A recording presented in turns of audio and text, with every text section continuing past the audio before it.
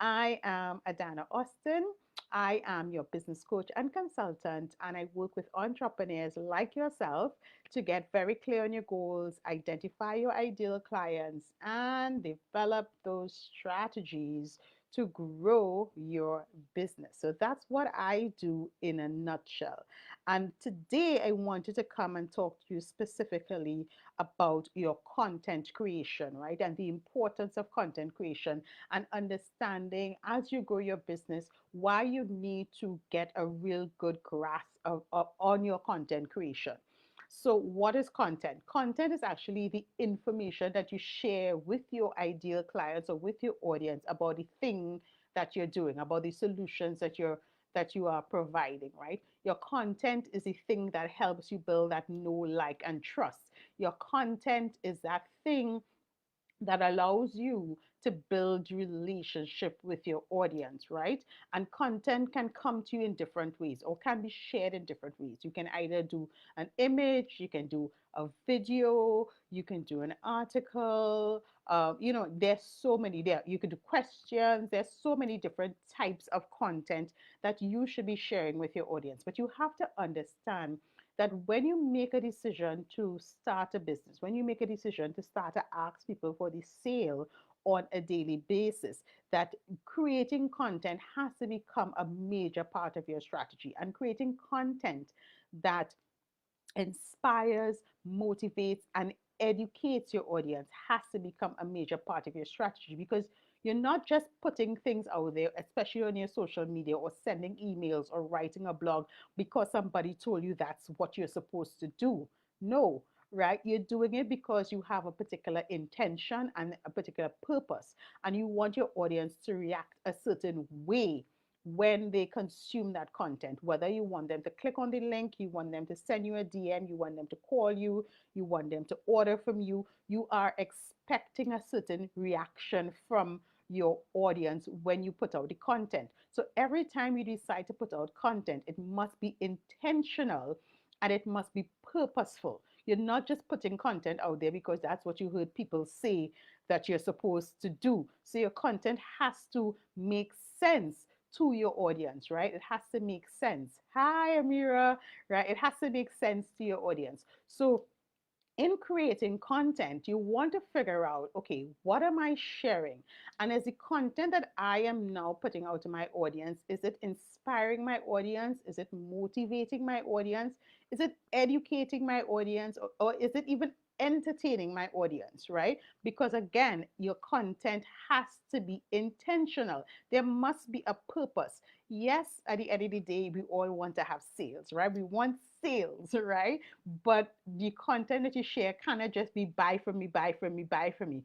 Why should I buy from you when you have not taken the time to build a relationship with me? When you haven't taken the time to express to me that you understand what my challenges are, or that you have even taken the time to explain the benefits of the solution that you are proposing to me. So that's why I always say to you, just putting up a flyer, the same flyer over and over, or the same image over and over, and expecting people to buy from you is not a strategy, right? That is not a strategy. You want to start to think about what exactly am I saying to my audience? How am I educating them? How am I inspiring them? And how am I motivating them? And there are different types of content. Guys, I'm a big note taker, right? So I always have my notes handy, right? Right. And as I said, content can look like different things. And you really want to create a business that generates different types of content as well, right? And the reason you want to do that is because your audience consumes content differently. Everybody consumes content differently because of their limitations, because of their tools and resources, because of their lifestyle.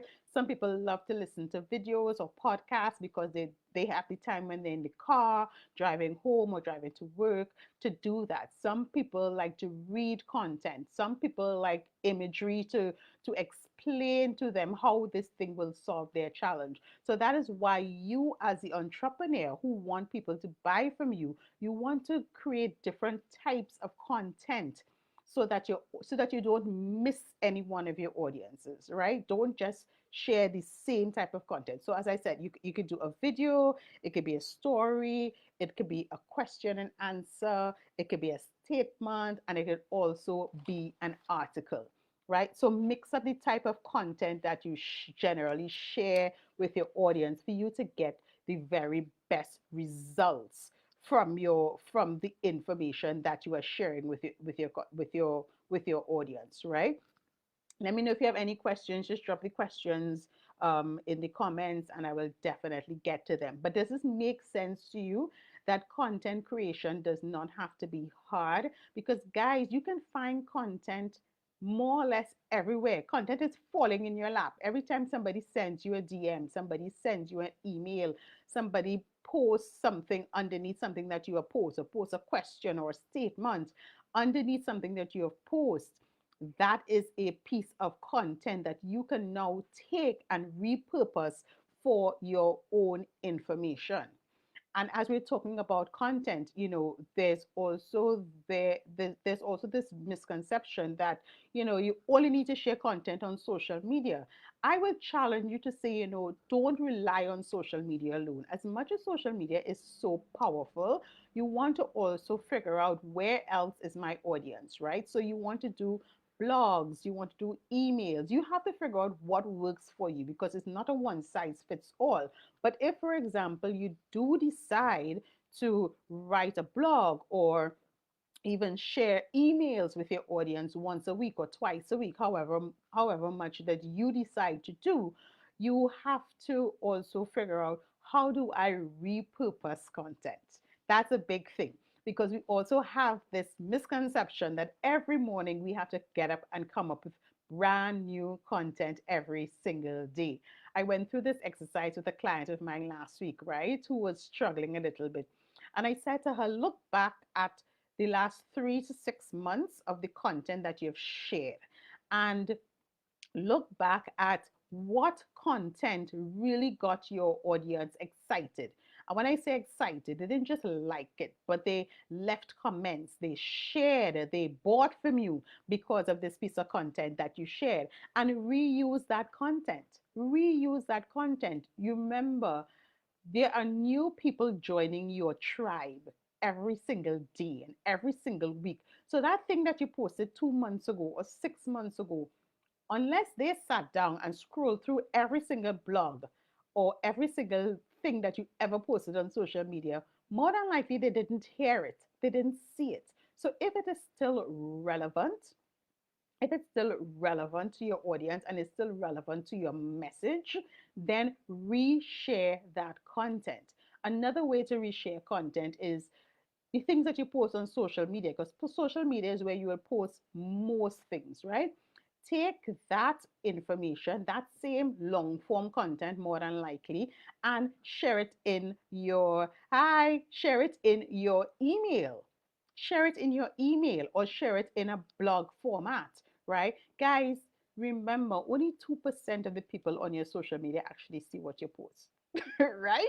So you want to make sure that your content always has legs. So you want to always give the content that you're sharing a fighting chance of being seen and being reacted to by your audience. So repurpose your content, reuse content that is relevant, that is still providing information, that is still educating, inspiring, and motivating your clients. You don't have to reinvent the wheel every single time. Look back at things that you did, that you shared before, a motivational post, a video, and reshare that with your audience. You want to build up a library of content so that you can schedule some of that content as well. So you're not tied to your social media or your phone or your laptop every single day, right? So repurpose some of that content.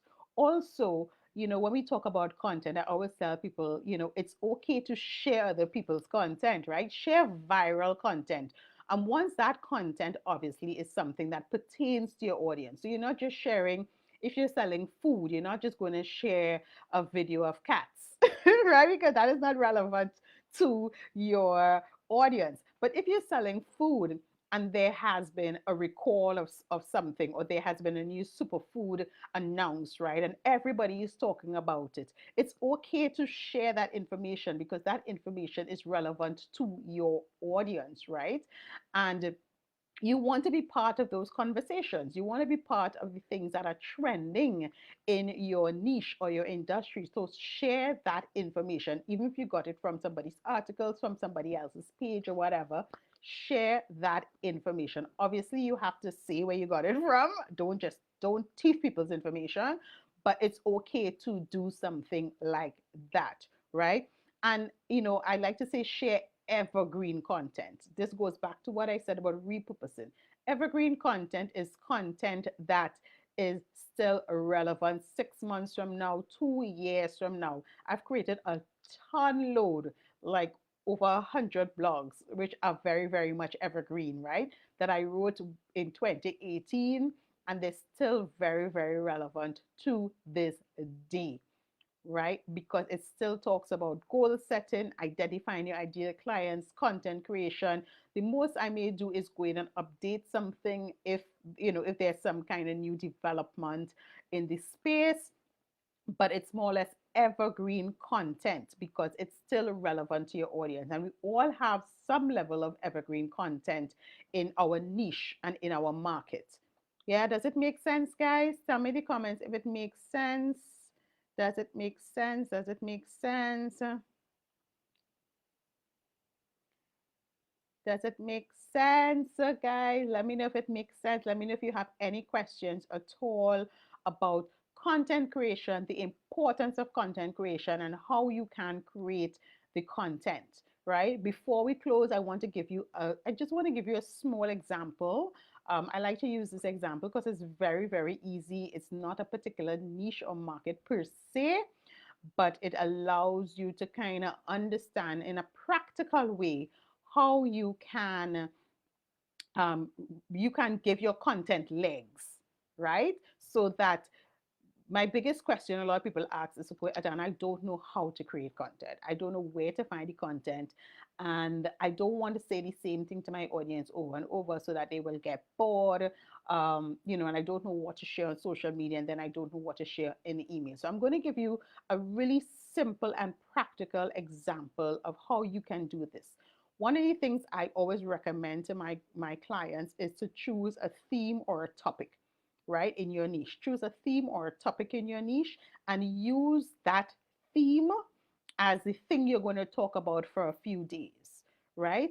That way you're not jumping all over the place, and that allows people to also start to position you as an authority figure on particular topics, right? So you're not going to talk about shoes today, clothes, dresses tomorrow, belts the next day, hair accessories the next day. You want to choose a topic and talk about that and give it a little legs, right? And show your audience, right? Talk for your audience, but show your audience that you are an authority figure on this particular thing. You are educating them about it. So you're not just jumping from topic to topic, because I'm sure you can teach on different topics, right? But you're not just jumping from topic to topic to topic to topic every single day, right? You want to stay on brand, and you want to position yourself as an authority on particular topics or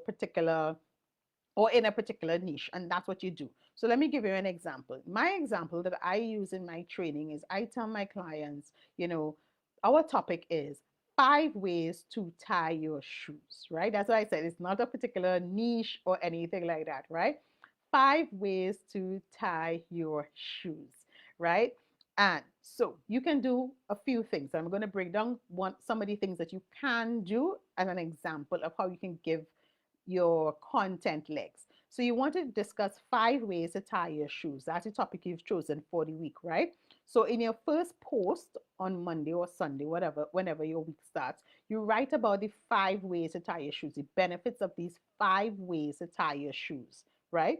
The next day you can do a video about the 5 ways you tie your shoes, right? The next day you can do an infographic, right? So infographic is a visual representation of whatever you're talking about.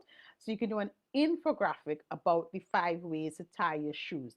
Then the next day, you can talk about the most popular way out of the five. What is the most popular way that to tie your shoes? And then the next day, you could talk about the least popular way of all the five. What is the least popular way of tying your shoes? And you can do each one of those, a video of it and a post of it. So that's actually 4 posts, right? So 2 posts on the most popular way, a post and a video, and then a post and a video on the least popular way to tie your shoes. And then you can ask your audience questions about how they tie their shoes, what age they learn to tie their shoes, what is their best way